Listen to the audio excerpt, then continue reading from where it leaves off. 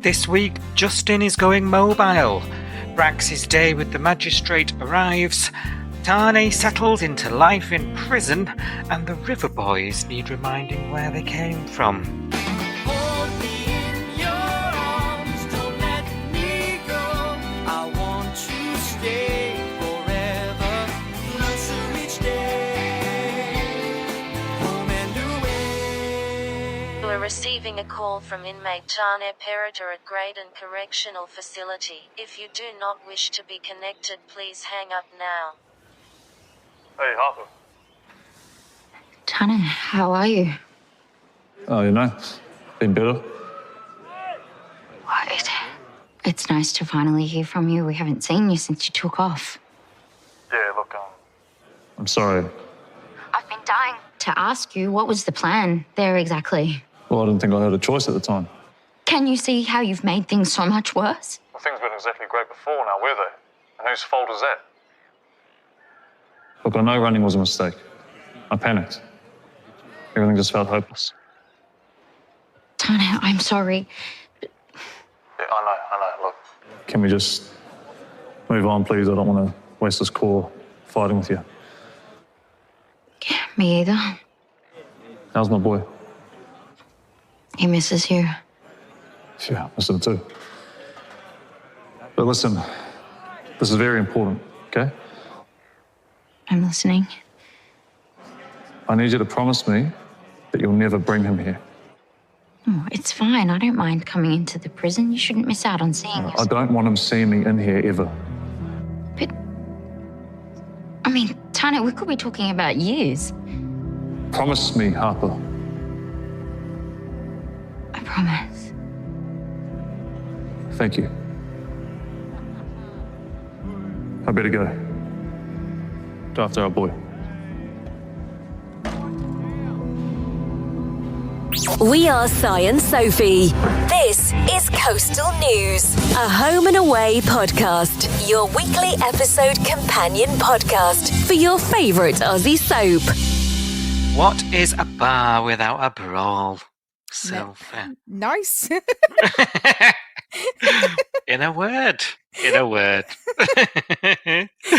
How are you? You okay? Good, thank you. How are you doing? Not too shabby. Had a good week. Yes. It's been a good week on Homers, let's put it that way. Everything else, yeah. But Homers Homers has been good. I've enjoyed. I mean, how long is Brax sticking around for? I'm loving it. It looks like he's here next week as well. I can't wait. You're in your element, aren't you? I'm having the time of my life. And I honestly, I'm watching it thinking, I'm enjoying it too. Yeah. And I think out of the two of us, I was definitely, we were both skeptical, weren't we? Yes. But I think Yeah. I was on the sort of less intrigued skeptical side. You were sort of more intrigued to see how it was going to go. Yeah. But it's turning out to be one of the best soap comebacks of the decade, I reckon. So good. And everyone's talking about it, which is so good. Like, everyone online has got an opinion. Most of them so far have been positive. Even the ones I was convinced weren't going to be. Yeah. Yeah. Oh, I've seen some of those comments. Yeah, we'll talk about that later in your say on the Oh, really? Yes. Yeah. So, yeah, honestly, I think this has really worked. And I think, we spoke a little bit on the special we did a few weeks back for it. But, I think the timing was just right. Yes. It wasn't too soon, was it? We all still remember this, and it's quite good. And it's funny, isn't it, how times change but don't. Yeah. And the way it's tied in with this massive current story, love it or loathe it, I think it's been done quite well. So we're in. And it's not just a 2-episode. We will we'll be in WA for 2 eps. Yeah, I thought we were going to be in WA, and then obviously we found out he was coming to the Bay, and I was like, and I really thought the other day, the kind of conclusion of his storyline, which we'll get onto later, I thought that was going to be it. Like, they'd be up hitting the road, and that'd be them gone. But it looks like they're still here next week because they're in the trailer for tonight's episode on Friday. So, I mean, I'm not complaining, doll, but I didn't think they were going to be around this long. They're in a lot of episodes as well, so I bet they've, I bet they're paying him a penny, Yeah, I should hope so. Yes.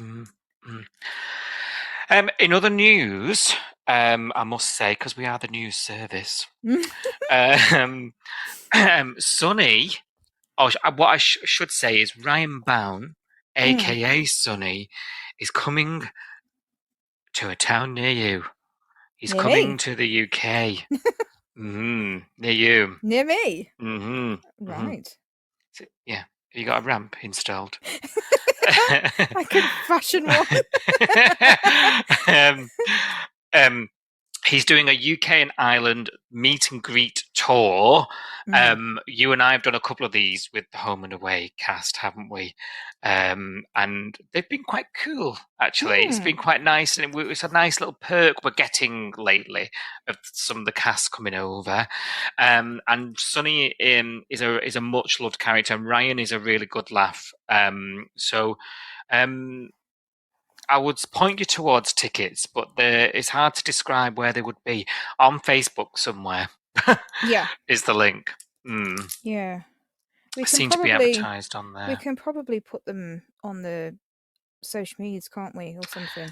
Yeah, that's true. Yeah, we'll commit to that this weekend. Yeah. So go to the social medias, Coast News Pod, and we'll share the links. Why not? Yeah. Support the show in one way or another.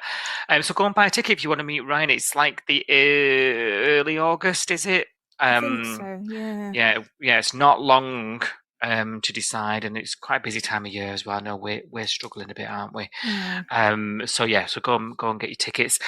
If you want to find out a little bit about what he's like, I interviewed him last year. So head in the link to in our show notes. This and every episode is a link to our sister podcast, Coastal News Investigates, and he's on there. And he came on the podcast and had a chat. Great guy. Go and check that out if you've not heard it yet, because that might sway you into buying a ticket. You never know. And in other news this week, you've been moonlighting, haven't you, Sophie? On another podcast. I have, which was very weird without you, I'll be honest.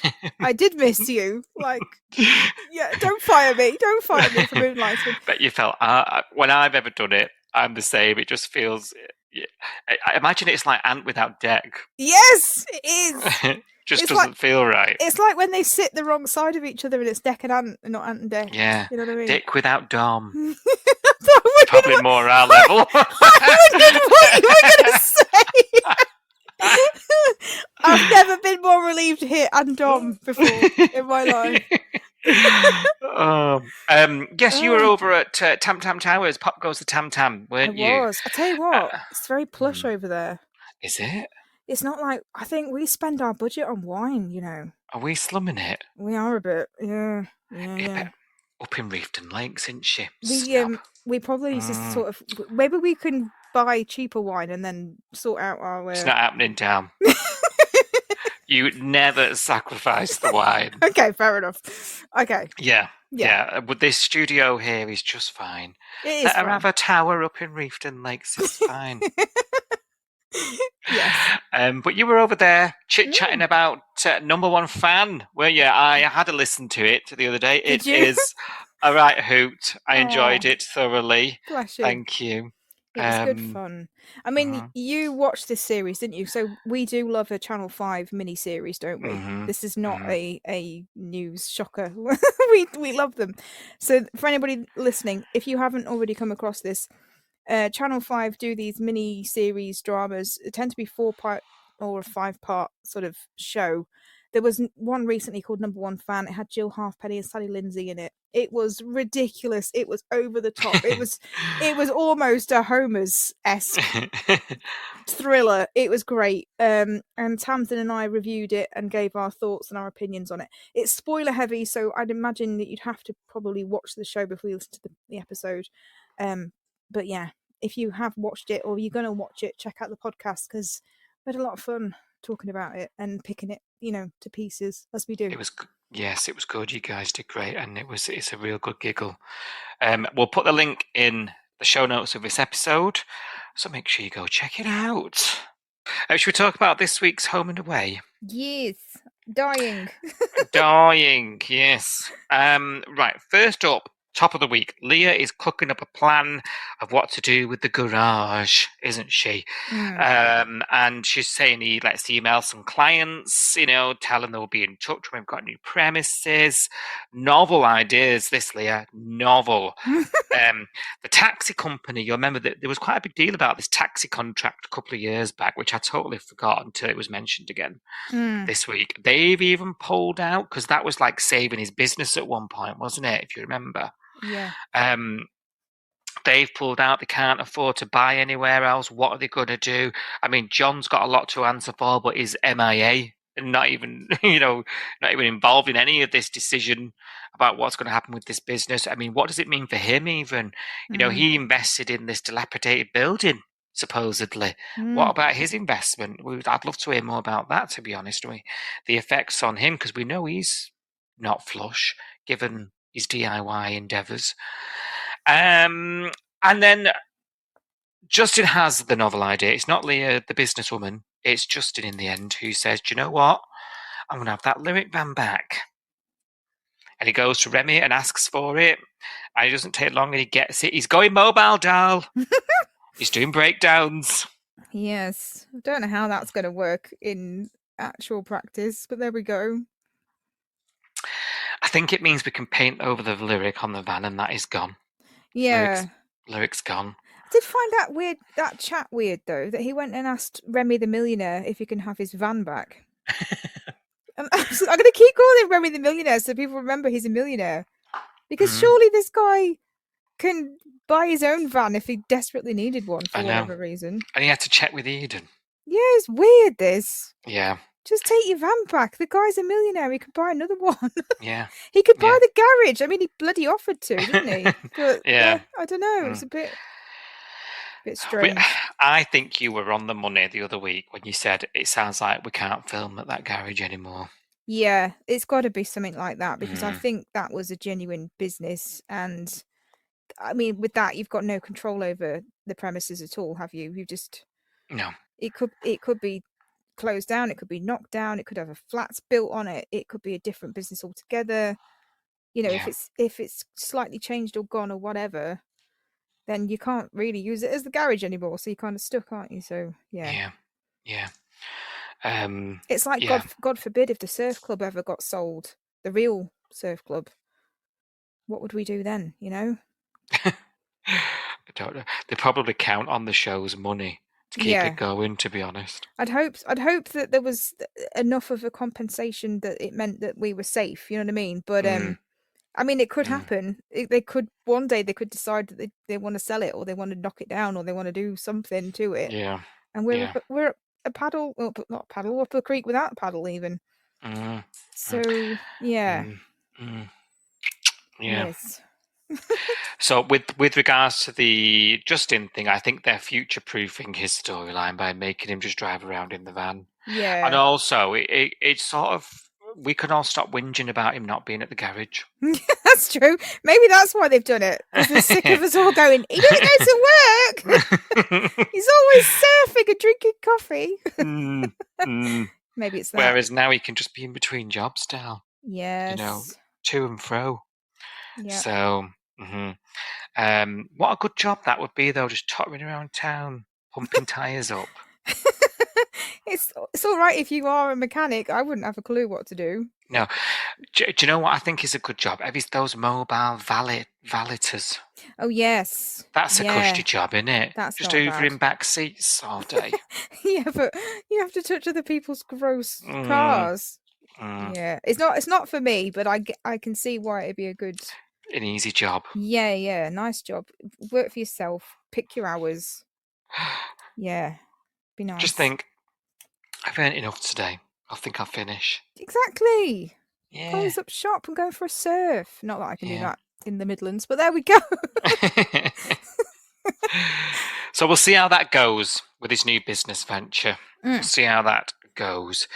Now, I say John hasn't been really involved because he has been down YCPD reporting squatters at Tane's house, hasn't he, this week? Yes. And during this reporting, learns of Cash's restricted duties, of course. So he wants to know all about that. Johnny's like, my spirit animal, I swear to God. And Cash, he goes to Brax and explains, look, there's this guy called John Palmer. And everyone's like, oh, yeah, we know him. Mm-hmm. We were talking about the dots not really joining here, weren't we? Like, surely, last week you were saying, oh, you'd mentioned the street and you'd mentioned this and you'd mentioned that and you'd mentioned the people and the neighbours. And it seems no one thinks like that. No, it's weird. It was jarring. And when we got that scene where he was explaining who John Palmer was, I was like, how's he not realised this? It's not a difficult timeline, really. Yeah. It was strange. It does, I do wonder whether it's just a thing for newer viewers. One of those weird script quirks. Yeah, you don't really need to know and go through the history. Yeah, it's got to be, hasn't it? Yeah. Just go with it. Yeah, and basically suggests, look, John's not going to let this go. You need to turn yourself in on your own terms while you can, which he does agree to. That scene where he's getting in the car and John stood there like he's seen a ghost. He doesn't even talk. It's so funny. He just points at him with his mouth open. I think that's the only time we've seen John not actually have a line in a scene. Do you know what we missed, though? We missed John running around town. That's true. Yeah. Going, Brax. I've just seen a ghost. Ghost. That's true, because the news of Brax travels because he gets spotted by people rather than anyone. Yeah. But I'm thinking, John. There's no way John's just gone back in and made a brew. No. On that information. I bet he's rang Irene. I'd never guess who I've seen, and she's probably like, "Who? Who's this?" Yeah. Sorry, Irene. Too soon? Is it too soon? Well, not from the sounds of a memory. Oh dear. Brings Irene too far gone. Who are you? So off he goes. Sarge is a bit sus down at YCPD, isn't he, when Cash turns up with him? Isn't it funny how all these fugitives turning themselves in?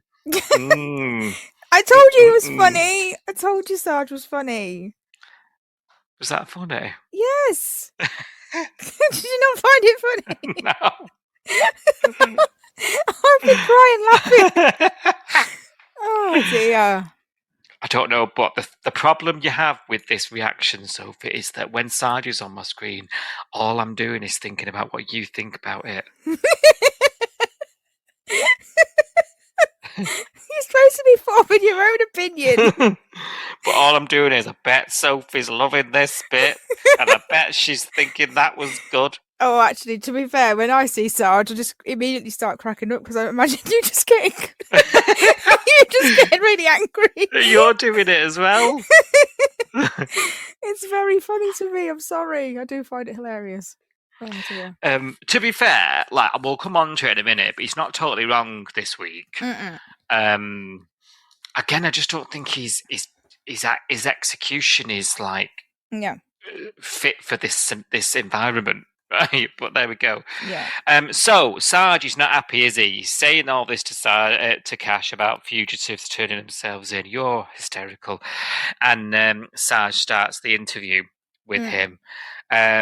He's sus that Cash gave him the heads up, isn't he? But Brax is like, look, I just don't want this hanging over my head. It's. WA slips out again, and you're just like, Jesus Christ. Cash's face. Uh-oh. Give me a fucking break. But this is why they annoy me, Cash and Brax, because they haven't had a chat about anything. I know. And he could have said, by the way, Massage doesn't know I came out to help you, doesn't know that you helped Tane. Can we just not mention WA at all? Did they drive in silence?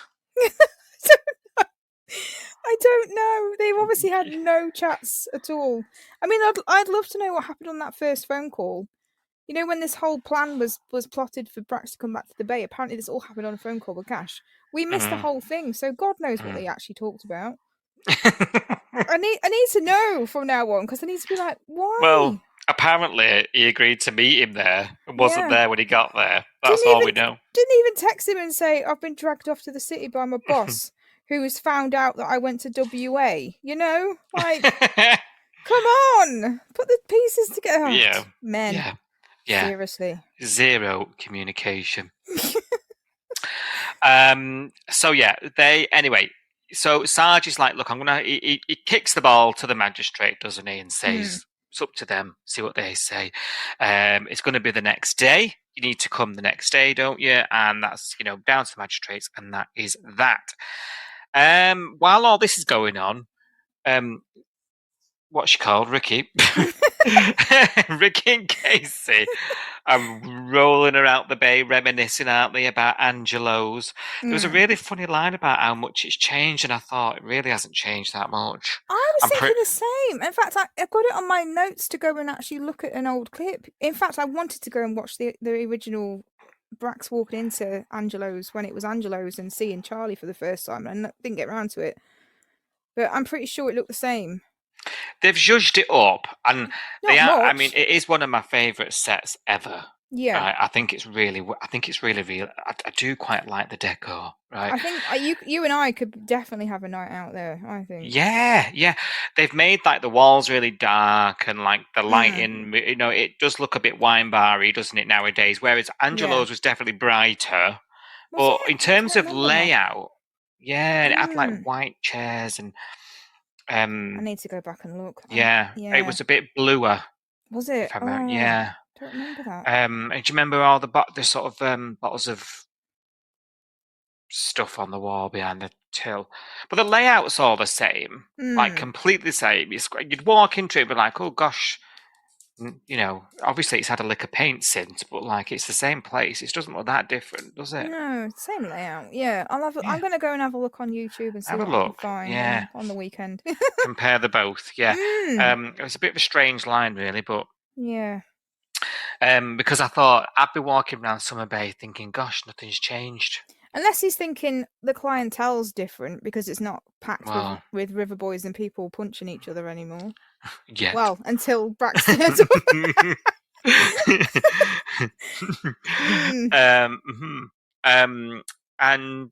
They even bump into Lee and Rue, don't they? Spending all the time talking about Joe. Oh, yeah. Coming out how to be a Crim's wife. She gives loads of advice, doesn't she? Marry someone else and then it'll all work out. I was like, is this supposed to be helpful? What? I don't understand. Ultimately, you'll go back. Yeah. So do what you want because you'll always go back. Super weird. I didn't find that conversation particularly helpful. Joe seemed to. I don't know why. Yeah. Come on to Joe a bit more later because the reason she needs that conversation, honestly, I'm absolutely fuming about it. I'm glad. Yes. Now, upstairs, Casey's asking Dad about the tattoo. We were talking about conversations about the tattoo, weren't we, the other week? And Mackenzie overhears this because she has called Dean to try and get dirt on whoever they call Uncle Fred, you'll remember. And he has said he's going to send one of the boys, but she doesn't know when or who.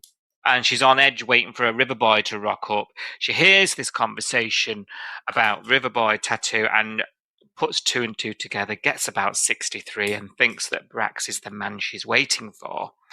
So there's this big... I actually found this quite funny because Brax is like, who? What? Blah, blah. I did find this funny. Yeah. Yes. The wires are crossed and then also Brax, in his way, gets the information about what is going on, really. And you forget, don't you, that there's like two things going on here. There's this Mac and Dean's investigation into trying to get Tane off. And that led to the whole Brax thing. But like Brax has splintered off into his own sort of clearing his name plot. Really, they've sort of separated a bit, and this reminded me that one led to the other. You know, I thought it was a good way to reel us back a bit. Yeah. What did you think, other than this scene being funny? Was it weird seeing Brax back in what is now Salt, chatting to Mac? It was weird, but it was also like he'd never left. It was he just fits in, doesn't he? I don't know how he does it, and he's because he's not played that character in so long. I think Stephen's just stepped into his shoes. Different shoes, because they're probably very different kind of shoes to what he wore 10 years ago, but it doesn't feel like he's I'm honestly flabbergasted by some of the chat I've seen online where people are saying, oh, he's not the old Brax, he's changed, he's much better, blah blah blah, and I'm like, I don't think he's changed that much. I still see the old Brax, and I still like I just think he's done a really good job of stepping back into his shoes and making it look like he's not actually been gone a day. You know, like sometimes when someone comes back into a show, like EastEnders, I guess. We've had loads of returnees on EastEnders, and every time they've come back, I found it really jarring. And I haven't with Brax. It's just been like, oh, here he is. It's like he's just nipped down to the shops and then he's back again. You know what I mean? It's really, I don't know how he's done it, but he's slipped back in so easily. Yeah, I think, and it's a credit to Steve. Yeah. It really is, and how good he is. Yeah. And I do think he has really. He looks comfortable doing it. Do you know what I mean? Like, it feels like, can you imagine, like, it's like us coming back to this in January, you know? It's been an age. Yeah. But also it's like it was yesterday. Yes. that you did the season. Do you know what I mean? You just sort of slip back into it just like a glove. Yeah. I tell you, I'm watching him and I am thinking, I don't know if it's deliberate, but the way Brax, the character, carries himself now, for me, is a little bit different. Is it? In what way? Not in a bad way, not in a kind of, but he is like, let me try and articulate this. I feel like he's back in the bed, and this particularly before he is exonerated, right? Just talking about before the court hearing, okay? Yeah. I feel like he's a little bit like, he's obviously older, a little bit more established. Like, I just feel like he's got this more sort of authority about him. I know he always carried that sort of air of, you know, don't mess with him. You know, like he was the top dog, but I felt like he was only really the top dog of his clan, like back in the day. Like, whereas now I feel like he is like town status, like we're all the locals are like, all, you know, in room, Leah, for example, like, oh my God, you're back. Marilyn's chatting about how hot he is and he's back. Like, and I know if you remember back in the day, when he was leaving, they were, and I remember being quite critical of it at the time, but obviously to myself and these four walls, of like how the sort of, the people like Rue, like Maz, like Alf, like were really sad that he was gone. And I felt a bit annoyed about it at the time because I felt like, oh, do you know what? Like, they represent something different, and he was like, you know. And by that point, I was fed up of him. Do you know what I mean? Yeah. And I think now he's back, I actually feel like he's earned that place in the show and in the town. And you know, like, I think everyone's sort of it being big news that he is back. I feel like he deserves now, and I feel like he carries himself that way as well. Yeah, I think I saw that back in the day, to be honest, and I don't think I ever questioned it because I think it's because I like the character, and I think your opinion on the character does drive how you see them, I think. Yeah. So I think you're right. I don't think I'm not seeing anything different. This is how I saw him back in the day, but that's because I enjoyed the storyline. I was genuinely sad when he left. He was one of my favourites. I did see him carrying. He just effortlessly walks around. Like, the thing I like about him is that, you know, he could beat you within an inch of your life, but he wouldn't do it. You know what I mean? Like, and that's why I like him, because I don't want a bloke that will beat me up, but I do like the idea of having one that would have my back. And You know what I mean? Yeah. It's like that kind of. Yeah. Yeah. Now, and then I completely agree, and you know what you're saying about you are affected by your opinion, aren't Yeah. you? Yeah. You know, and the way you feel about someone in life as well. You know, if you just for some reason you just take a disliking to someone, you Yeah. suddenly don't like anything they do. Exactly. And then they make a facial expression and you go, oh, like, oh, they're making that Gosh, face. rolling her eyes Like again. like Yeah, with Tane, yeah, like I can't stick him at the moment. mm, And every time he breathes, I'm like, oh, for this man, you know, because I can't yeah, stand him. yeah. And I think it does taint your viewing and your perception of somebody. So I think I totally see where you're coming from, but for me, I'm just like it's like you're seeing it now what I saw Then, yeah. then. Yeah, Yeah, but maybe I just needed a break. Do yeah, you know what I mean? To probably. see it, Yeah, you know, absence makes the heart and all that. definitely. However, what I will say, and I'm happy to say this, I'm not. By the way, I do think he is the same. I don't think the character. I quite like. I, Mm. I, I quite like the fact that we're sort of rejoining him. He's much older, Mm. and you know, he's not going to make the silly mistakes. He's not going to stand for You no reckon? shit. Well, um, you know, he's not going to stand for shit. You know what I mean? Like that he Mm. might have done back then, and that's a good thing. I'm supposed to be joining him 10 years later. Yeah. You know what I mean? That's supposed to happen. But what I will say is, when he gets off, you know, he's a Mm. free man, which is woohoo. You know, Mm. um, and he's now out and about town. He's open. He's out. He's free, and he starts to learn about the Riverboys of today. Mm. And he's not liking what he's hearing, is he? No. And I think honestly, this is whoever's idea this was bloody genius, right? Mm. Because it reminds us of the reasons why nothing compares, Mhm. right? And how times are different. Mhm. And you can't really recapture what that moment No. in time was. But I think the way this has been positioned to us has been so exciting. So Brax, the sort of supreme of that time, you know, the oracle of the Braxtons, wants to get to know it. So he sits in the bar, doesn't he? As Mackenzie does eventually meet the correct river boy who comes, and he is an absolute douchebag. Yeah, he really is. And he's actually vile, isn't Yeah. he? Yeah. And that is not the MO No. of the Riverboys when he was at the helm, No. was it? No. No, they weren't horrible for horrible's sake. They were just they got mixed up in stuff they shouldn't have, and yes, they came from the wrong side of the tracks, but they did have a moral code, like Yeah, weirdly, yeah, which this falls. Not just this new Timu Brax I'm calling him because he's got a Timu tattoo the same as Brax's one. But not just him, but like the ones from last year, you know, the Rorys of the Bay, those kind of river boys as well, and what was Lacey's boyfriend called? I can't remember. Was it Gage?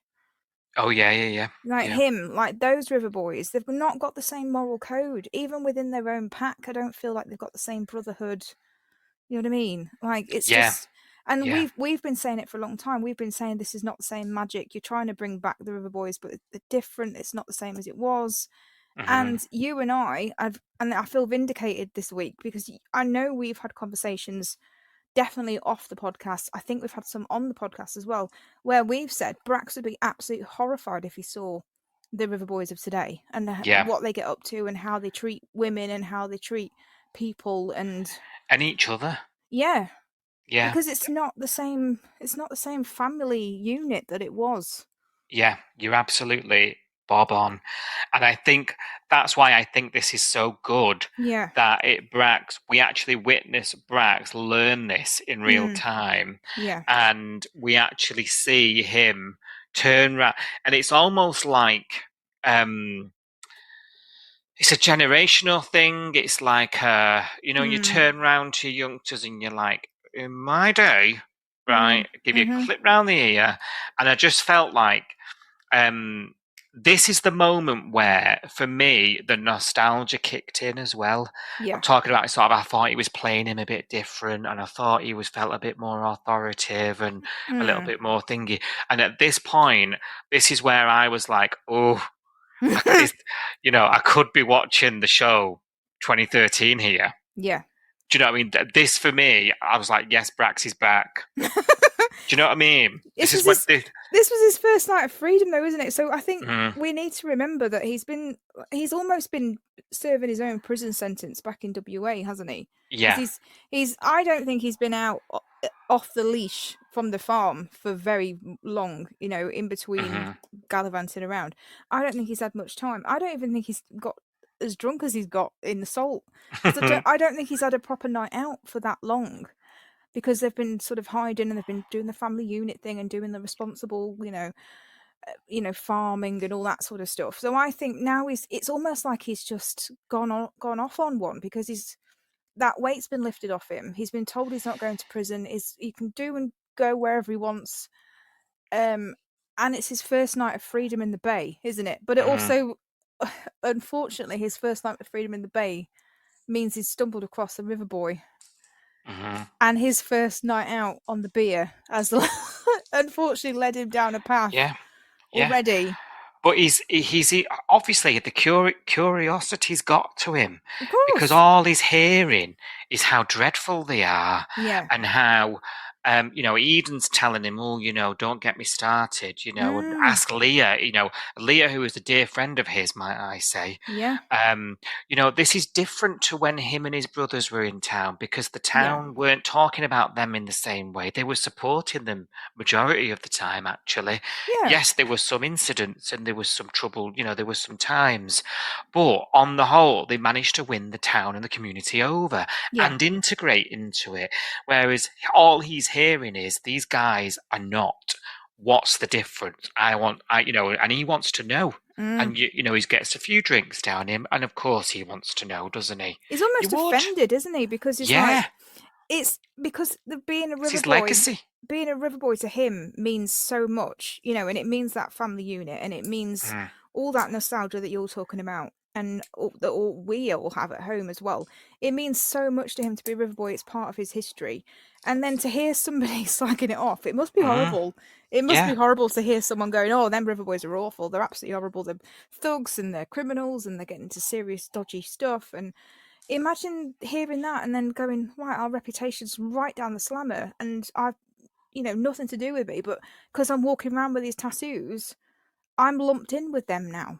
Yeah, and that's not like later on when he goes to Mangrove River and sort of has a run-in with him, and I think that's the reason why he didn't go there for the best fish and chips in the world. No, he went to look. He went to find out who's who. Yeah, he did. Of course he did. And he says, doesn't he, that's not what we are. No. And that's the epitome of what's going on here. Like, since he's been away, things have changed, and not for the better. Yeah. And the meaning behind why they all stuck together is completely lost. Yeah. And that explains, I think the show has done well at sort of, whether it's a backtrack on the last couple of attempts at Riverboys, if that's what you want to call it, go for it. But that explains it quite well for me. Yeah. As a long-term viewer. Okay, I'm at peace with the Rory saga because Brax is here to explain it and sort it out. But back at the Salt, he's not liking what he's hearing from this guy, is he? Picks him up by the singlet,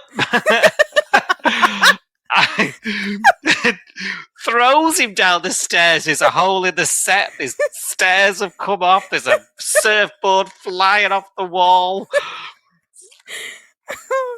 You had to get the mop out? I did. I can't tell you how many times I've rewound that scene. Thank God it's not, like the older days. I can actually just go streaming and reverse it. Oh, yeah. Defo. I've watched that many times. I do, honestly, and it was just oops. Yeah. And it's just, how cool is he? Like, I know Steve Peacock is an excellent actor, and I know it's not effortless, but he makes being Brax look so cool and so effortlessly cool. And he's got him on the floor, and he's got his foot on him, And Marley's there like, oh, can I give you a hand? And I'm like, does he look like he needs a hand, Marley? Like, I know, why is he there? back off. And he's just like standing on his back going, nah, you're right, dude, I got it. And I was like, this is the Brax I remember. Like, this is the epitome. This is why I fell in love with him in the first place, let's be honest. And this is the point where I was like, oh, he's back. Yeah. You know, like this feels like Home and Away of old. He's off the leash, doll. He's had a beer. Yeah. He's a free man. And now he's Brax again. Oh, I loved it. So we'll see what trouble this gets him into. Yeah. There's a few choice words down in Mangrove River the next day, isn't there? Yes. But this is great because I honestly didn't think they'd be... I really did think they weren't going to be hit more than a week. Then when they were here this week as well, I was like, oh, this'll be... He's free now. She's just asked him, okay, we're free to live wherever we like. Where do you want to go? And I thought, right, they're going to pick somewhere and, you know, get in the car and go. And that'll be it. And it was nice to see them, but sad to see them go again. But then when I watched the trailer again on Friday and he's in it next week, I was like, a third week of Brax? This is insane. Like, I've been spoiled rotten. Don't know what we did to deserve this, but so glad they as well that the actors have committed to it. Yes. You know, sometimes they can be a bit funny about going back and going backwards and things. So no, I think it looks like they're enjoying it. To me, like I think it's been really, really good. A lot of people have been praising it online. We will talk about that later on in Your Say in the Bay as well. Yeah, it has been good. Ricky is like schmicky. You know, but I think that again we're talking about sort of your own judgment on characters. I think Ricky's there to remind us how different his life has been for the last 10 years and how he has had to keep his head down and how he hasn't been beating up Riverboys. Well, all I'll say is it's funny how the police don't want to speak to her. Well, yeah. She's been harbouring him for 10 years. But too costly to go to court, Dal. Can't be bothered. Yeah, they've not got enough money, have they? They can't afford it. Good job, eh? Good job. Now, speaking of costly things, Casey's messing about with the old iPad. Oh, yeah. This was ridiculous. Come on, tell me. Tell me your thoughts. It drops the blooming thing on the floor, the tablet, the screen, whatever it is. It's an iPad on a stand, but we're supposed to pretend it's all one unit. Whatever it's a slope, we'll go for it. Everyone thinks fixing it is just by tapping the screen. Yeah. I was screaming, charge it. Put it on the charger. Plug it! The battery's died, surely. Like, oh, no. Yeah, the double A's come loose, Dal. Well, I wasn't expecting the analog version. I thought we were going to have to plug it into the wall like his bloody ankle monitor, but no. we're going double A's. One of them just got loose, didn't it, when it dropped, apparently. Oh, dear. And well, there's important evidence on this of old... First of all, what do you make of this? Right, obviously, we zoomed into it, so we've been expecting it. This is the smoking gun, isn't it? Talk me through your thoughts, Sophie. It's very difficult to keep them without any swearing, but basically, I'm just like, what the hell? Because Tane, I assume, or Harper, not sure, bought this bloody baby monitor to start with. They know how it works. Presumably, they've been using it for... How old is Archie? He must be coming up to like 1 now, surely. He's been around for a while. I mean, Eliza saw her give birth. That's how old Archie is. It's ages ago. So not only have they forgotten, maybe they've got dementia like Irene, that they have this baby monitor and that the drugs were planted in the baby's room. You know what I mean? But not only that, but YCPD were too busy ripping open Tane's throw cushions to notice that there was a recording device in the baby's room where he says that the drugs were planted by someone else. Yeah, by the way, this camera's high up. It's like CCTV. It is. But they tore his house apart. Yeah. And clearly not. They found the drugs in that room. You would think that would be the room that you would spend most of your... Oh, look, there's a camera there. And then also... Wonder if that's caught any footage. The footage, which we've been shown twice now, or 3 times, I think, the footage clearly shows Kerry holding the bag with her bare hands. I'm sorry. Fingerprint. She did not wipe the bag before she put it under the baby mattress. She put it straight down. So again, it's like, did they ever fingerprint that bag? Come on. And if David's watching that, I'm sorry, but if I was him, I'd be fuming, because I'd be thinking, am I just am I running a nursery? Is this a creche? Because my workers have they've missed the baby monitor, and B, they haven't fingerprinted the bag because she's holding it with her bare hands. Unless this woman leaves no fingerprints, unless she's like some kind of super rare. Maybe she's burnt them off. And then also, the other thing that's hilarious is that everybody that's come across this baby monitor has decided to flick through all the videos. Yeah, let's have a look at a baby. And I'm not being funny. I think I'd have gone, baby videos, and turned it off immediately. I don't think I would have. Would you have scrolled through them all? And no. No. If I was the police, I would have done, though, and that's the frustrating thing. It would have been seized as evidence. It would have been seized and checked.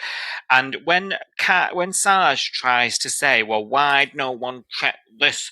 And Cash, good to his credit, good man, says, well, you made me stand outside and babysit Tane in the front lawn. Yes, he did. He did. Yes, you were in that house, you... You were in the house and you were telling people to rip open the cushions because you thought the cushions were going to be full of coke or whatever. I don't know. I don't get it. Like, and the whole case, the whole thing hinged on the baby's room. Yeah, ridiculous. It's ridiculous. Ridiculous. It's ridiculous. But I gotta say, I do blame Tane and Harper more than I blame the cops, because I'm not being funny. The cops told him we found the drugs in the baby's cot. Neither of them thought, oh, let's check the baby monitor camera, because that would have been recording it. Well, it's the first thing you're thinking it. Yeah. You know, if I had a camera in my house, in the room where I'm alleged... The only room that has a camera. Apart from the bedroom. At some point in the last 3 months, I'd have gone, let's have a look at that footage. And it's Jesus a good job Christ. that footage wasn't wiped after 30 days. We were talking about that, weren't we? Yeah.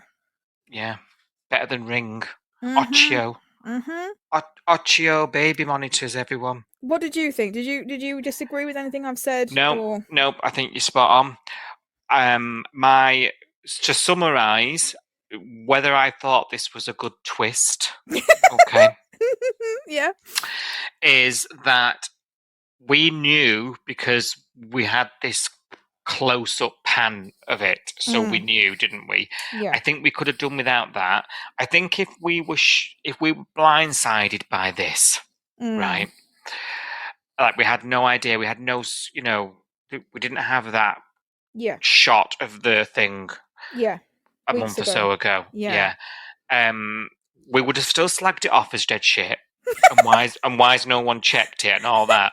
But I think it would have been more of a shock.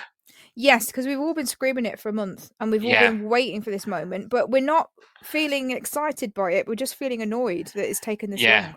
Yeah. And how no one's thought of it. Whereas if we didn't know it existed, that annoyance would have just been today. That's Do you know true. what I mean? Yes. So I think that's what I would have done if it was me. I agree. Yeah, I think it was too obvious for a month. And then the fact that then it was like, then it broke and and I was like, oh my God. Yes. Yeah. So yeah, to summarise. I agree. Yeah, I agree. That's what I think. They didn't need to spoon feed the bit at the beginning for us. They just needed to get here later on. Yeah. And then, twist. Because it's not a twist if we've been told about it. Yeah. And I tell you what else is bugging me now. Not only this air quote twist, is that everyone's now like, yay, Tane's free. And I'm like, no. The guy ran. And also, like, I actually appreciated Sarge, and you'll probably kick off and roll your eyes at this. But I know... I'll try not to. Just bear with me for a second. So obviously, when Cash finds out that Brax has got this footage, and the immediate thought is like, oh, Tane's a free man now, and he runs off to Sarge and goes like, well, I've got this evidence that proves he's innocent, and blah blah blah. I'm going to go to the prison and tell him. And David was like, hold your horses, and I was like, hold your bloody horses, Cash. Yeah. Because this has not been accepted as evidence. Like I think people. It doesn't help that they get this a bit muddled up on the show, and people think the police have got so much power that they do not have.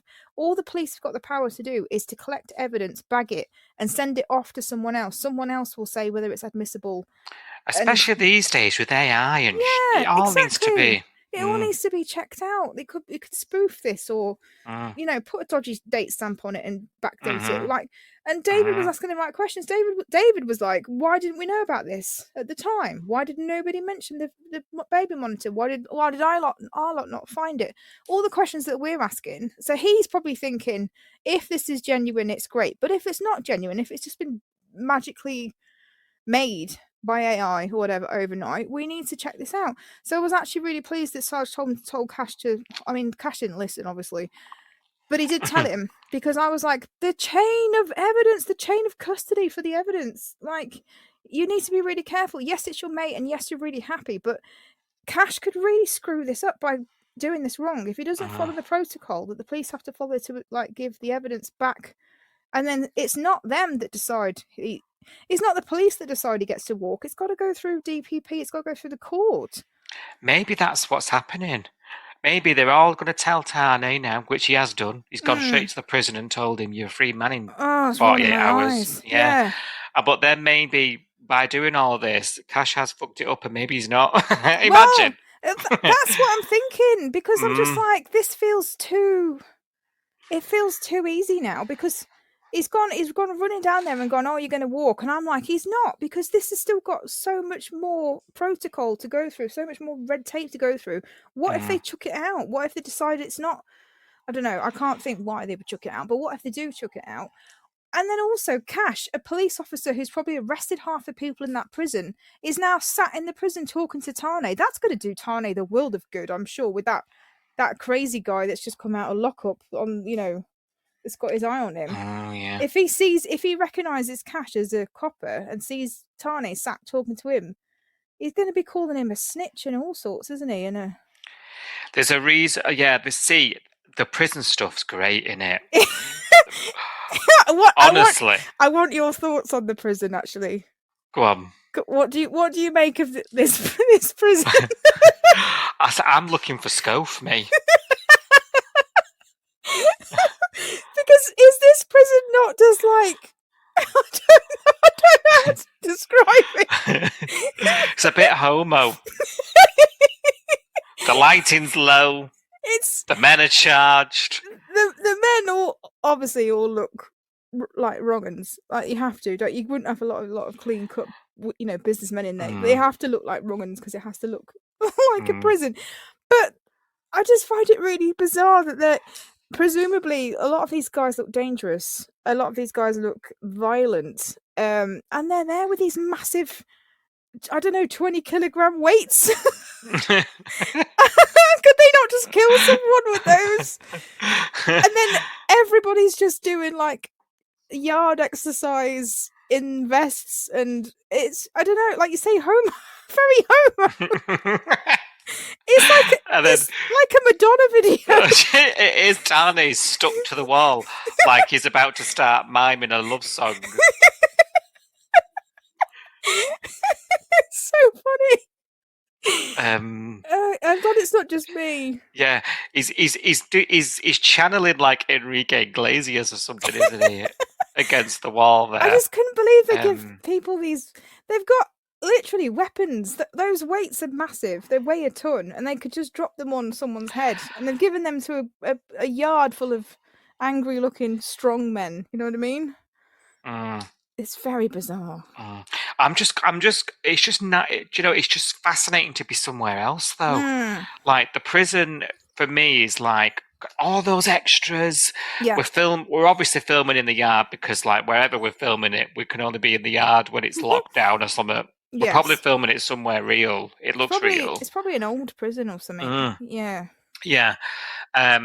Yeah, because even the interior looks like an old prison, doesn't it? We're Is definitely Is filming. it where they film Wentworth or something? Yeah, it looks like that, doesn't it?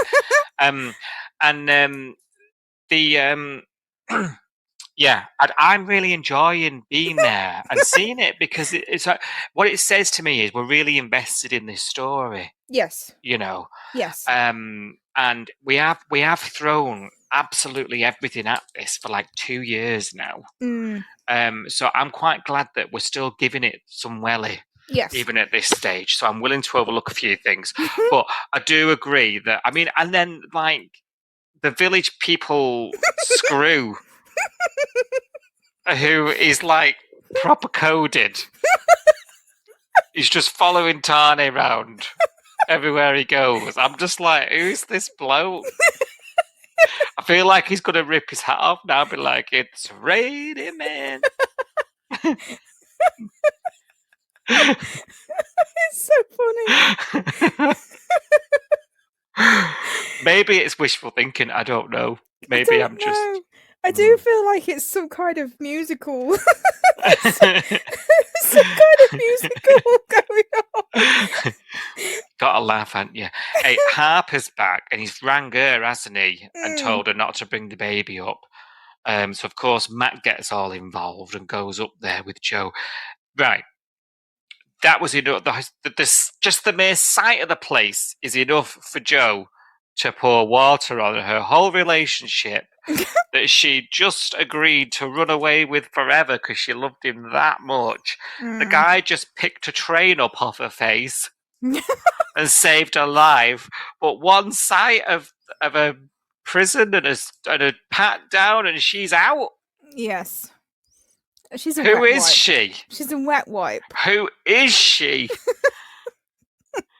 I'm sorry, the least you can do is a prison visit once a week on a picnic bench because the guy saved your life 2 months ago. And you begged him to come back. She went across the country to get him, thinking she... First of all, right, we're supposed to believe that Josephine, or whatever her name is the kind of girl who could do what Ricky did. She could live a life on the run. She left her home. She was packing her bags thinking she was going to go off and live a life on the run with her fugitive man. But she's totally romanticized the whole thing, hasn't she, in her head? And she hasn't got the cojones to do that. Let's face it, she hasn't. And as soon as Cash said he was going, she looked relieved because it was somebody else that she could go with. And then she didn't have to go life on the run. She just had to go and convince her boyfriend to come back home. You know what I mean? Like she lives in a fantasy world. And then what was she expecting prison? I mean, I wasn't expecting prison to be like that, let's be honest. But you know that it's not going to be nice. You know it's not going to be a private room where you can sit and cuddle your boyfriend for an hour and talk about nice things. It's going to be horrible. It's not going to be a nice situation to go and visit him in. But that's the point, isn't it? You go for an hour. He's in there 24/7, and you're going there to sort of make that day a bit better. To sit with him because you told him that this was a good idea. You convinced him to come back home, and then you turn up 10 minutes into it. You're like, nah, not the vibe's off. I'm not into it. Can't be arsed with this. We've got to sit at a picnic bench and I can't even hold your hand. I was like, are you for real? What a princess. She has got a nerve. I tell you so. She has got a nerve. They didn't even give us a sofa. Yeah, that's what does she think? What does she expect? Her father is a copper. I know. So, like, I'm not even able to sort of try and be devil's advocate here and try and explain her. There is no explaining her. No. And she is not going to get any fans fast. I'm sorry. No. It's one thing after another with her. I can't even say, because she's been quite naive, right? And naivety... Sometimes it's easy to judge, right? And I'm trying to, and I'll always try and be like, we can all be naive depending on the circumstances, but this is just plain stupid. It is.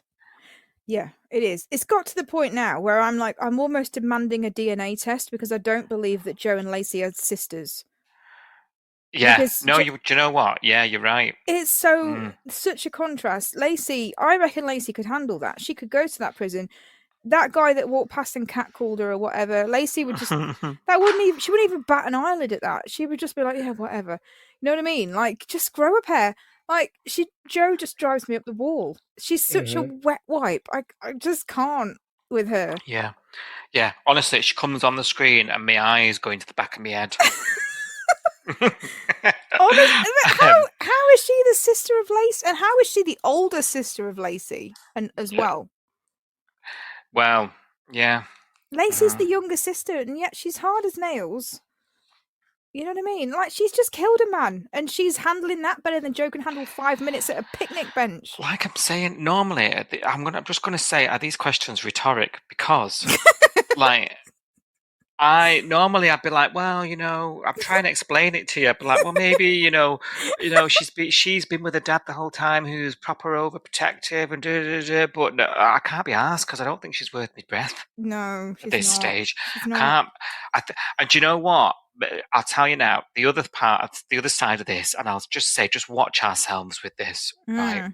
Because we've been here before with the writing, right? Okay. The other side of this is we're absolutely falling for it because now, let's face it, Tane's going to get released. Yes. Right? Whether we agree or not on his charges and whatnot. When he comes out, we're going to be Team Tane because we're going to want Tane to tell her to fuck off. We can be Team Tane in this situation and not be Team Tane in the bigger picture, I think. Can't we? Well, many can't. That's all I'm saying. So this is about perhaps getting us back on Tane's good side and getting us to like Tane again. This? I'm just dubious. That's all. Yeah, it's going to take more than that for me. I can be on his. I can be on his side in terms of she's treated him badly. I can see that. Like, I don't like the guy right now, but he doesn't deserve.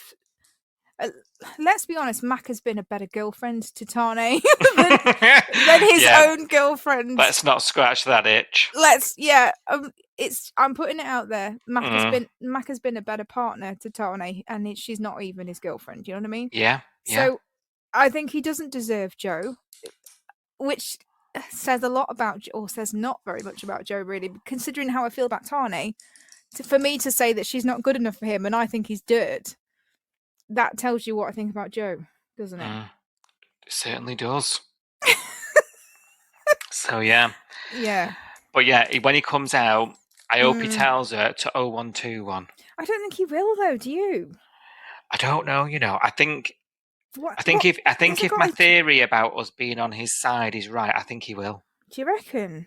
I don't see it happening because I feel like they're really pushing the Jo and Tane thing on us, like as the next big ship thing. I just think this is one of the obstacles. I think this is supposed to rally us round and go, oh, they're supposed to be together, like they just need to get together. I don't know. I'm getting the book. So you think this is about making us ship them? I do. I don't think they've pitched it properly, but I think that's where it's supposed to be landing. Yeah. I mean, I think this is to make us like Tane again. Let's just see what happens in a few weeks. I've written it down. It's in ink. Both are plausible, aren't they? Both are really plausible because... And both, this simultaneously actually as well. Because, let's face it, our opinion of both characters is pretty low. So they're going to have to bring one of them up at least, aren't they? In our expectations. Yeah, very true. Which one will win? Oh, God. Either way, I'm banging my head against that prison wall here. Same. I've only got one last story to talk about with you. And I've only got one line as well. So it's not going to be a very big topic of conversation. I think I know what it is, but I want to know what the line is. Go on then. Sonny's still got it, Dals. I knew it was going to be He's that. Still got it. Yeah. But they got creative, apparently. They got creative, and the way that this was shot was hilarious because they were lying in bed and Dana was almost like up the wall, sitting up against the wall, rosy cheeked, and I was trying to imagine. Well, I'm going to say it. I was trying to imagine what creativity they were getting up to for her to end up in that sort of position and so red faced. But there we go. Yeah. Yeah. Mm. Didn't hate the fact that they got over the line. No, this was good. We needed this. We needed a bit of a positivity because, let's be honest, Sonny is better when he's happy-go-lucky and things are looking up. And Yeah, and do you know what? He might be a little bit less wound up now. yes, You know, he's had that yes, release. yes. Go and see him Yes. on tour. I'm February, August. August. I'm starting to see, like I haven't been on Facebook because I logged out ages ago and I can't remember my password. So I probably do need to go back in just for the look and, Sounds like me. for the drama because I miss it a little bit. But I need to go and read some comments because we've had a very tame few relationships recently on Home and Away where nothing explicit's really happened. But people on Facebook have been like bed hopping, always sex on this show. And I'm like, this week is actually it's flirted with the line this week because we've had the Sunny and Dana stuff in bed, rosy cheeks and kicking her sister out so they can have a round 2 go, which was very explicit for Home and Away, I think, for the sort of tea time drama. But also this week we've also had the lines that Sterlo had with Mac in that confrontation at Salt when he was like, "What's that cupboard? Can we go in there and lock the door? Let's see what your mouth does." And I said to you, I was like, I can't believe they put that in the script. Like, he said something like, "Let's see what you can do with that mouth apart from talking." And I was like, whoa. So there's been some interesting... Yeah, they've really sort of pushed that line, haven't they, that boundary? Yeah, what that mouth do? I'm going to have to go on Facebook this weekend and have a look and see what Pauline have a look thinks. what Pauline's been saying. Please, yeah. And Doreen. Pauline and Doreen on Facebook. I need to go and have a look. Yeah, where have all the Christian values gone, eh? Because it had me clutching my pearls, and I don't clutch my pearls very often, Yeah. And it looked like somebody else was clutching.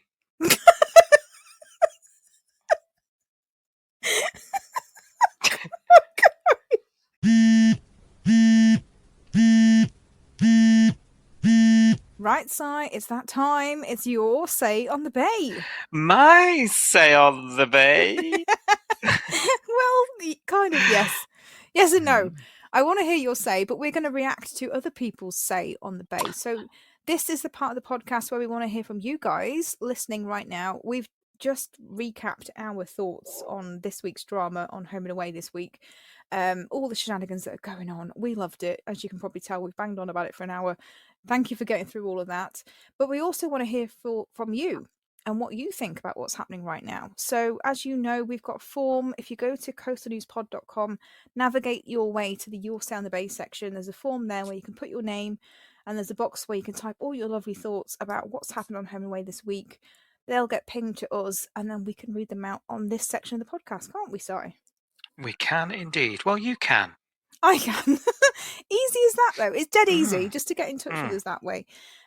Also, we're on social media as well. So if you look for us, we are obviously Coastal News Podcast at Coastal News Pod. We're on Facebook, Instagram, Threads, YouTube, Twitter, TikTok, Blue Sky, all of the above.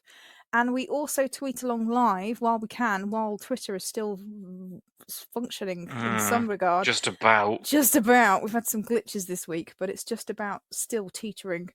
We watch the show at 6:30 p.m. Monday to Friday on 5-Star, and we talk to people on X Twitter using the Home and Away UK hashtag. So if you want to jump on and talk to us, talk to the lovely group of people on there that talk about the show as we're watching it, please feel free to get in touch. If not, as I said, use the form and tell us your thoughts. We have had 2 forms this week. Very lucky, because without you guys filling the form in, we've got no Your Say on the Bay. So keep them coming in. But thank you very much for getting in touch with us. And the first person we've got on the form is Jamie. Hooroo. Hooroo, Jamie. Regular on the old tweet along that I just mentioned on X, on the Home and Away UK hashtag as well.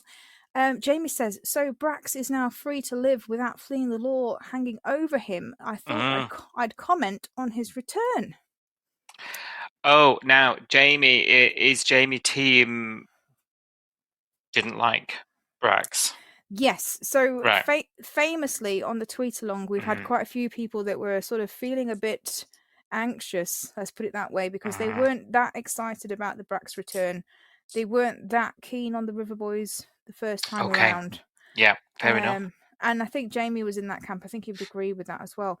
Okay. Because he says, up until now, he was my least favourite character, this is Brax, on the show by a mile. Oh. So yeah, I think that sums it up. Least favorite character. I mean, there's been a lot of characters on the show and Jamie's watched this for decades. Let's say. I'll take your Brax and I'll raise your Simone. Well, yeah, there's a few I can think of that were my least favorite character on the last 30 odd years or so. But I have found his return along with Ricky to be a triumph. Oh. Yes, in fact, the most I've enjoyed the show for ages.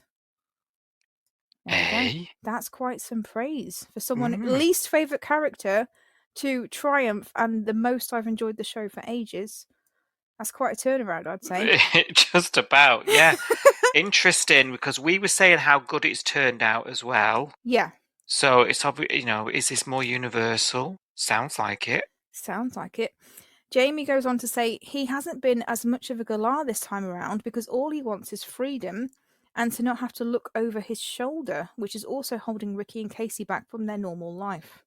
Yeah, that's it, isn't it? He has changed in a way that he's had to adapt to his new situation. Yeah. Yeah. And that, I think during our discussion, perhaps we overlooked this a little bit, but the effect on Ricky and Casey's life, particularly Casey, yeah, because there's been little subtleties, like he didn't know how to behave in a restaurant. And yeah. I was like, oh yeah, of course. Yeah. Because he's been kept. You texted me, didn't you? And you were like, he doesn't know how to behave in a restaurant. And I was like, never been in one, doll. I know. He's been like confined to the ranch. Go to your room and do your homework.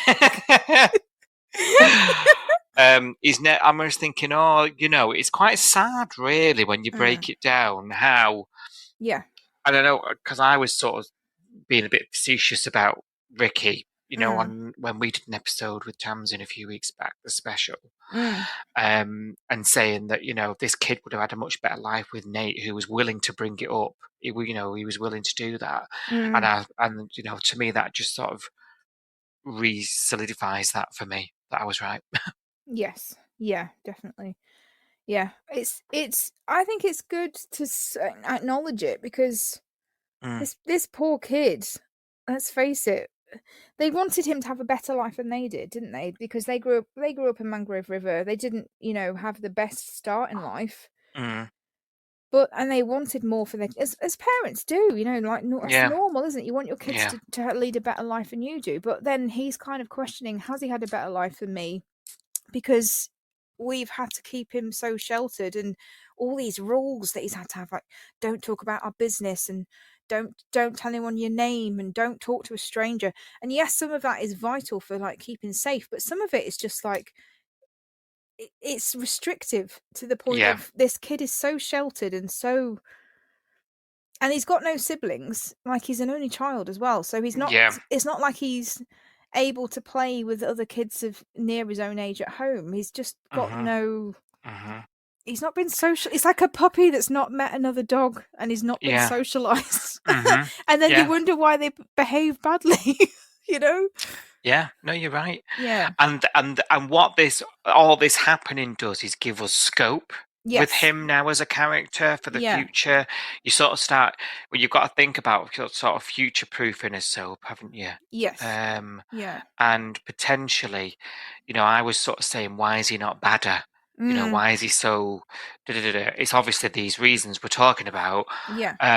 But that's an interesting angle as someone who would he's going to have when he's learned about the identity of where he comes from. He's going to battle with that. Why don't I fit that then? Like, why am I like I am? And that wasn't my choice, and that was taken. That's quite an interesting thing for a character. And he's grown up without that extended family that we've been talking about. Has he met Cheryl and Heath and is Heath's kid, who I can't remember the name of, and everything else. No, I don't think he Yeah, has. this is completely. I'm not saying they haven't done well with him but you No. need more. You need more in life. Of course you do. He seems like a nice kid. Like, he's not a horrible little kid. He's not like a little toe. He's not a toe rag. Like, he broke that monitor and immediately went to his mum and said, "I've done something bad." You know, like, that was. I actually give him a bit of kudos for that, because I would have just hidden it under all them toys and claimed I'd never seen it before. I'll tell you a really funny anecdotal story. Me and my brother, as kids, broke an ornament. Oh, you know, when your no. house was full of ornaments back in the day. Yes. The head came off. Oh, no. This figurine. What did you So do? we balanced it back on. And And thought then we'll just see.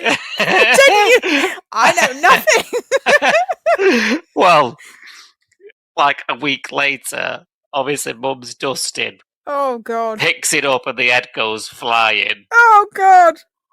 Goes absolutely insane. Which one is it? Da, da, da, da.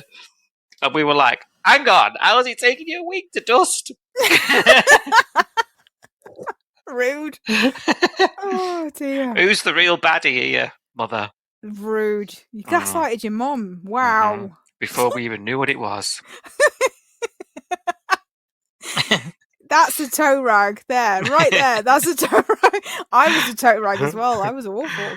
Like, honestly, if I'd broken someone's monitor back in the day, I would have hid it in that pile of toys and I wouldn't have mentioned it. But there we go. Yeah.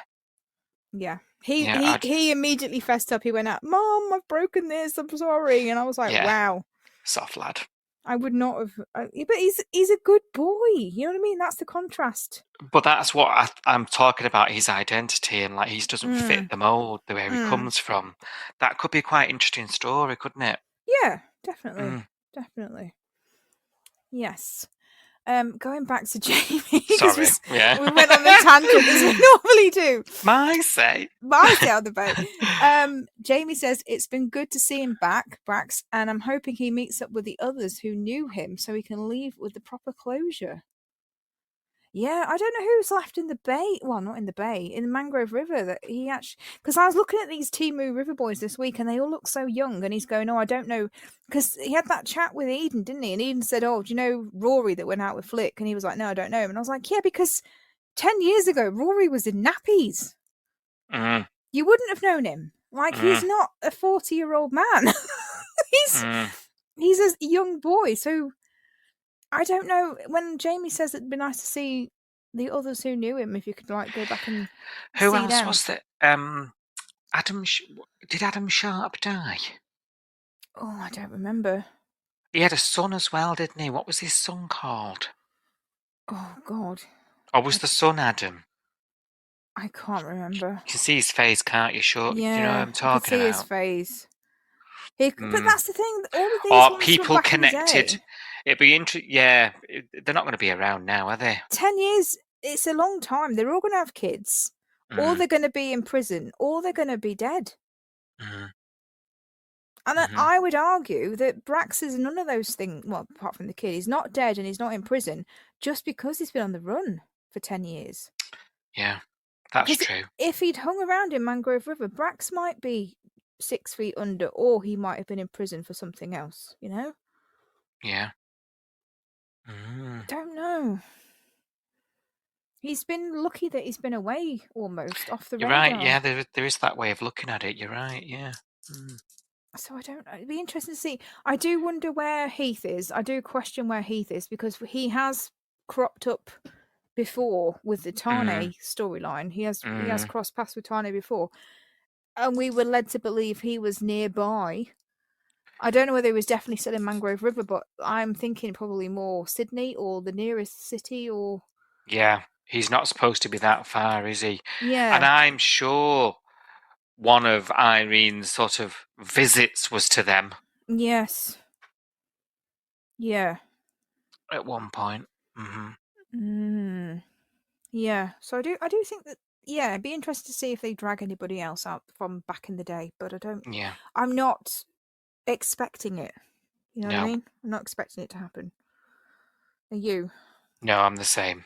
I'm the same. Yeah. To be honest, I don't feel like I need it, but I know what it means, that the interaction with the.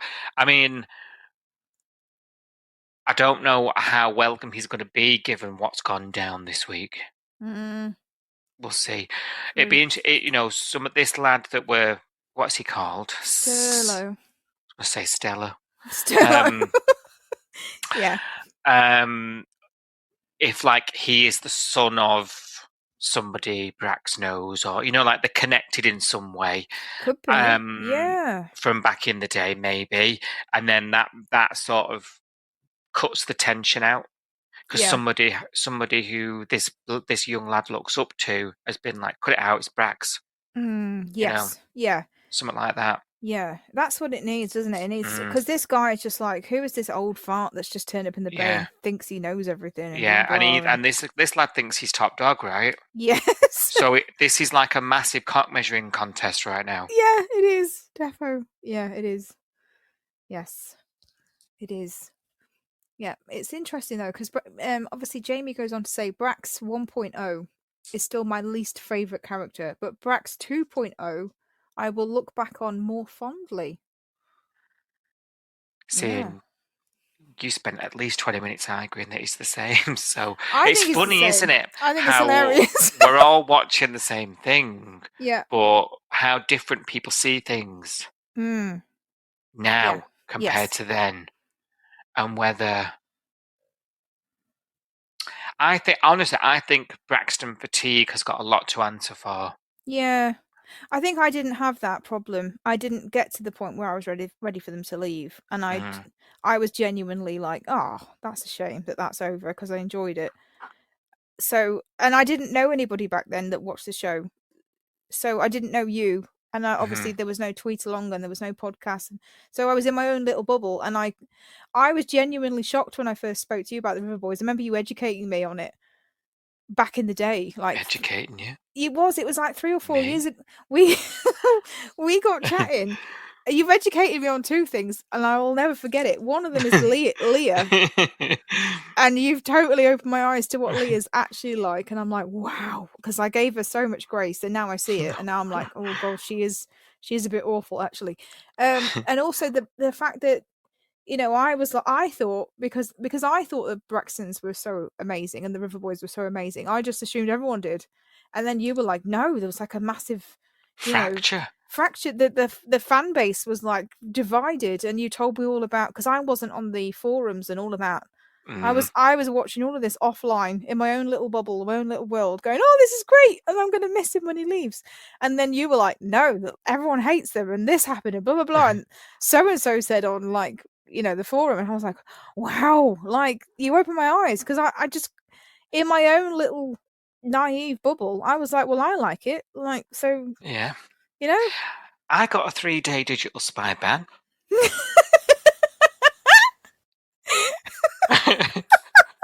Love it. Honestly, they were insane days on the internet. I wish I'd known. I wasn't really much of a when I was younger, I wasn't really much of an internet person.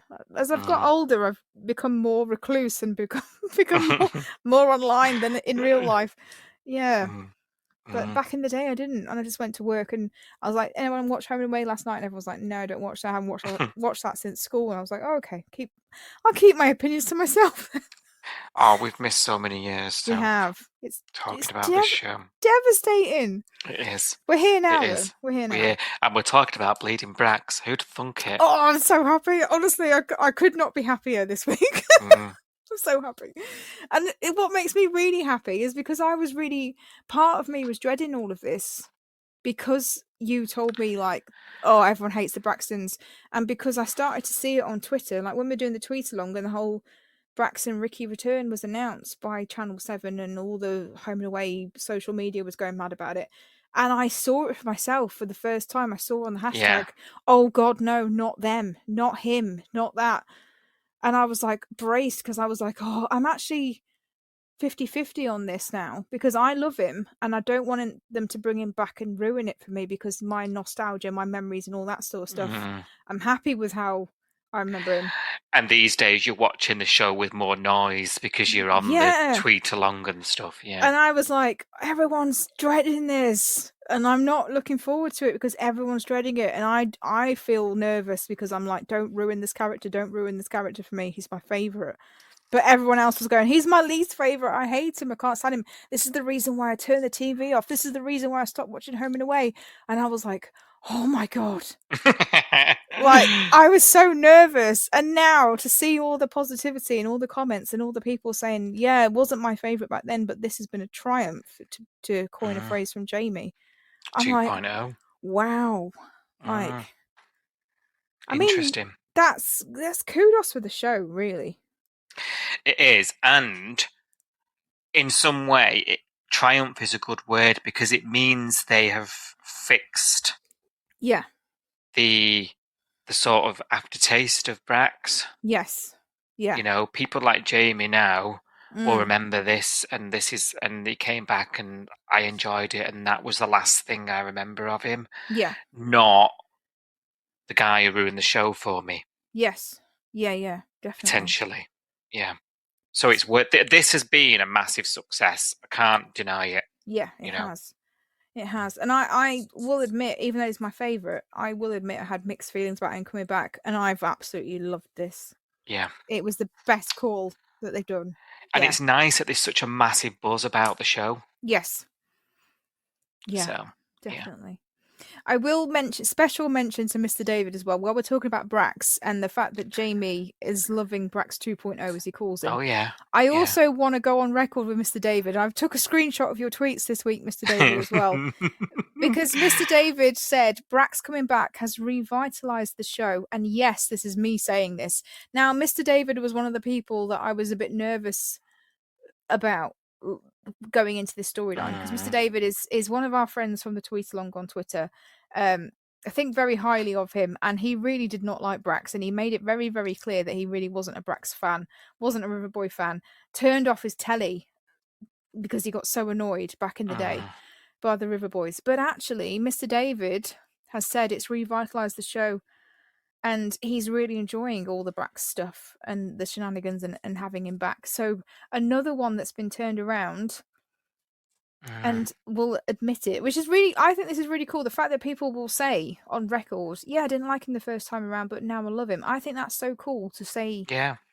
You've changed your mind, because absolutely. That's another part of watching Home and Away is lots of the storylines start off by either you hate it and then you end up loving it. You know, like the Mac and Levi stuff. We couldn't stick them, could we? No. When they first got together. Now we're loving them, and it's like we like Levi and everything's okay. Theo, when he first came into the Bay, you and I absolutely slagged him off. Couldn't stand Theo. And then last year, when he got killed off, we were like, oh, that's such a shame. I'm bereft. I'm like, I'm devoed, you know? So, you know, this is part of the Home and Away stories, going on the journey, the cringeworthy as it might seem, with some of the storylines and some of the characters that you either start off loving and end up hating, or you start off hating and end up loving. And I think it's fascinating. I do think it's fascinating. But anyway. I agree, and you know, that's why we've done this for so long and still love it. Yeah, because even we can get surprised by how we feel about people. Yeah. Or not. Yeah. Maybe one day we'll have a podcast entirely devoted to how much we love Joe. You never know.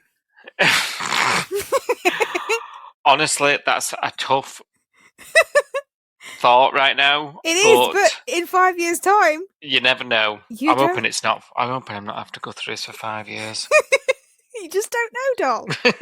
You don't know. Anyway, thanks, Jamie, for getting in touch. Thank you. And next up, we've got Carl. Hooroo, and then that means goodbye. Oh, David, you've ruined this for us. Carl, who's from Dublin, I think. I think it's the same Carl. So this is Carl. Oh, Carl. If it's the same Carl, then it's the guy who called you out, mister, on reading or not reading out bits of First Look. Yeah. He's back again. Hi, Carl. No. Oh, dear. It makes me laugh every time I think about it. Carl says, hey, guys, I hope I get this in on time for the pod. Well, you did. Just about. Well done. I think I got this message about 2 minutes before we started recording, didn't I? He's just here to moan about Joe again, he says. Oh, joy in the queue. Go on. Well, we enjoy a Joe moan, so let's get on with it. It honestly took her just one prison visit to decide this is all too much for her and to immediately throw in the towel. Yep. Yes. This after deciding to go on the run without a second's thought. And then that was too much for her too. So she dragged her fella back to the bay so he can go inside and then promptly drops him when she realises prison actually means prison. She's the worst. If anything, she is the worst. I agree, Carl. But if anything, Tane's got some blame here because, like, she was dating him but marrying someone else. Mhm. the That's chicken-livered bugger that was that Eddie. that was Eddie. it, Eddie. Why can I remember all these feckless men's names? I don't know. But it's a good job because I can't. I wish I did. I can't remember stuff that's actually important. And then I'm like, Eddie, oh yeah, that guy that was in it for 3 episodes. Why can I remember him? Like, I didn't even like him. Hello. Anyway. Yes. He says, I swear the writers want us to hate her. Yeah. There's you have to think there's got to be reasoning behind this because Yeah. why else? Yes. I don't know. It's weird, isn't it? Like, I honestly don't know what we're supposed to make of her. Because it'd be weird to write a character that we're supposed to hate, right? Especially one that's because for me, when I look, this is another thing about looking on social media and having my eyes opened. Like, if I was sat in my living room on my own and not talking to anybody and not interacting with anybody and not looking at social media, I'd be sitting stewing, hating Tane, assuming everyone else would feel the same as me. But when I open my eyes and read the comments, everyone is still pro Tane, and I'm like, wow. They can't see over his shoulders, that's why. They can't. But that's fascinating. So then I'm sitting here thinking, well, I don't like Tane, but the majority of comments I see are quite positive towards him. And then I'm sitting here thinking, I don't like Joe. But then I can't actually find much positivity towards her either. It's quite unanimous, isn't it? Yeah. When you look out there. It's fascinating because I can dislike a character that everyone else likes, and I can dislike a character that everyone else dislikes. And I find that fascinating. You're not always against the grain. Don't worry. But then if it's unanimously anti-Joe, is it on purpose or are we all just missing something? I don't know. I don't know either. Yeah. I mean, this is getting a bit like do. Yeah, I don't know. It's hard to believe that this could be deliberate, isn't it? Yeah. Like, why? Why? Because if Tane is, you and I aren't the biggest Tane fans, but looking at the majority of people do ship him and still think he's great and the sun shines out of his arse. So it'd be really weird for it to be deliberate that his girlfriend is genuinely hated by everybody, and that was a choice. This is why I was saying in the main pod as well. Like, are we just like falling for this? Are we just like? Yeah. Are we like literally hypnotized here? Maybe. That would make Little more do sense. we know. There's been those black and white swirly things in between each scenes. We've all been hypnotized and none of us realise we have. Possibly. Yeah. It'd be fascinating to see how this plays out if he does get off with the charges. Yeah. I hope he tells her to heck off. Yeah. But then again, is that what they want me to say? I don't know. I'm like, are they my thoughts or have they been implanted? I don't know. I don't know. I don't trust my own brain anymore. What the hell? Do I have a thought? Yeah. Are we just being? Are the strings being pulled? You know? Are we just Muppets? Puppets? Muppets? I don't know. Number one, you Muppet. Muppet. I don't know. We're just puppets. I don't know. Who knows? Yes.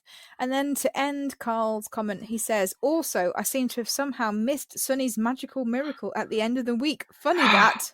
Wink, wink, nudge, nudge. Oh, yeah. What happened to his magical miracle? What happened there? Don't know. I wonder. Don't know. We've not checked back in with them for a while. I'm guessing they're still in the bedroom. No idea. No idea. And he says, have a great weekend, guys. Chat soon. Thank you. You too, Cal. She's clueless. You too, Cal. Uru. I'm trying to keep it clean.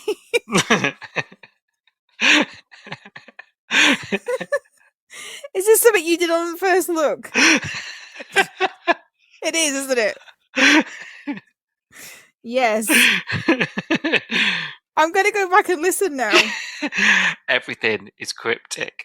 Mm-hmm. Well, I will be listening over the weekend and checking and double checking and, yes, correlating and adding things up. Nudge, nudge. I will come back next week and yes. Mm-hmm. Everything's above board, don't worry. Right, okay. Anyway, thank you for getting in touch. Thank you, Jamie. Thank you, Carl.